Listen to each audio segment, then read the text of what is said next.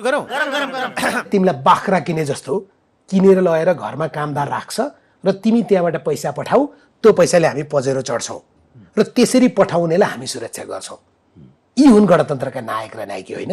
यो गणतन्त्र नायक नभने शासकहरू भन्नुहोस् क्या, शासकहरू जुन अहिले चुनेर हामीले पठायौँ, गलत मान्छे गए, अब हामीले निर्वाचन अब आउँछ, 84 त निर्वाचन आउँछ, यिनीहरूले जित्छन्, पैसा यिनले बाँड्छन्, पहिलो कुखुरा यिनले बाँड्छन्, अब हामीले जनतालाई गाउँ कब्जा यिनले गर्छन्, गुन्डा यिनले लिएर जान्छन्।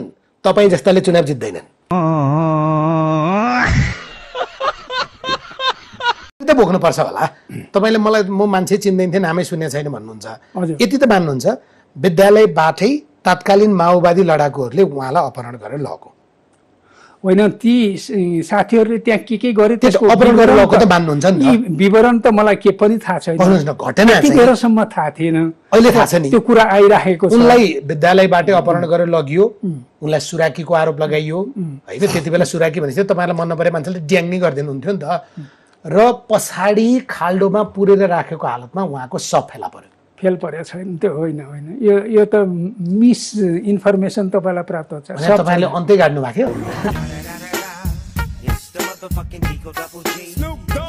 मेरो प्रश्नको उत्तर चाहिँ नघुमाउनु नि त। तपाईँले चाहिँ यो चिनिया जहाज किन्दा चाहिँ कति पैसा खाएको?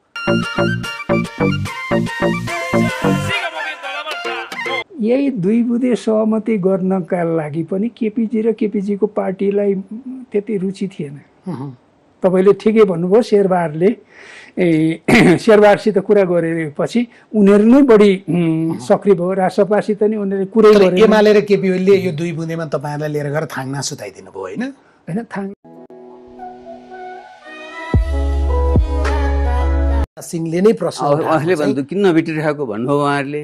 अनि हाम्रो प्रधानमन्त्रीले बोलाउनु नै भएको छैन उहाँहरूले। होइन हो, त्यसै भएर मैले यो भनिदिनुहोस् भने तपाईँ प्रधानमन्त्रीले यो कुरो भनिदिनुहोस्, भेट्नु पर्यो भने तपाईँले ओलीले पनि कन्भे गर्नुभयो। मैले अनि ओलीलाई नि भने, मैले यता आएर मेरो ओलीसँग भेट्यो, मैले यस्तो भएको छ है तपाईँले भने, मैले उहाँले अब उहाँले जान्ने कुरो। त्यसैले म यो दुई देशबिच खेल्नुपर्छ भन्ने पछि मान्छे म होइन।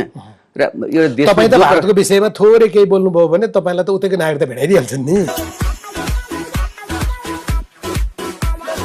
दिनसम्म एमसीसी राष्ट्रघाती छ, एमसीसी यो मुलुकको हितमा छैन, एमसीसीमा राष्ट्रिय सहमति नहुँदासम्म एमसीसी पास गर्न पनि हुँदैन भन्ने सभामुख पनि र तपाईँको सम्बद्ध दल पनि।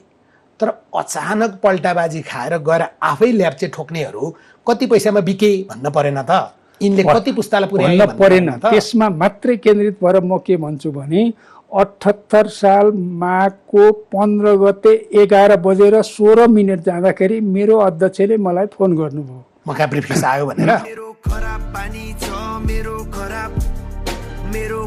जे भने होइन, म मारिन पनि सक्छु, त्यस कारणले गर्दा थप धर्मगुरुहरूको चाहिँ चयन गरौँ भन्ने अवस्था सृजना हुनु भनेको चाहिँ म असुरक्षित छु भने हो नि त।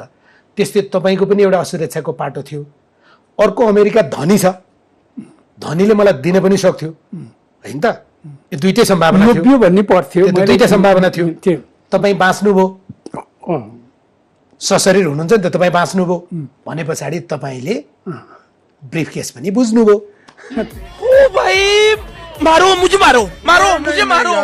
भन्नुहुन्छ भनेपछि मैले लास्टवाला के भने प्रचण्ड र तपाईँ सँगै बसेर यो टेबल गरौँ भन्नुहोस्, त्यो पनि सम्भव छैन। तपाईँलाई सह गर्न पनि सम्भव छैन भने मैले स्टेप वाइज तपाईँले जे भन्नु भएको छ, सकिन्छ संसदको सर्वसम्मति गर्नुहोस् सबै दलको, सकिँदैन त्यति बेलाको शक्तिशाली नेकपा, होइन, नेकपामा सहमति गर्नुहोस्, नेकपामा पनि सकिँदैन दुईजना अध्यक्षका बिचमा सहमति गर्नुहोस्, जो तपाईँले भन्नुभयो।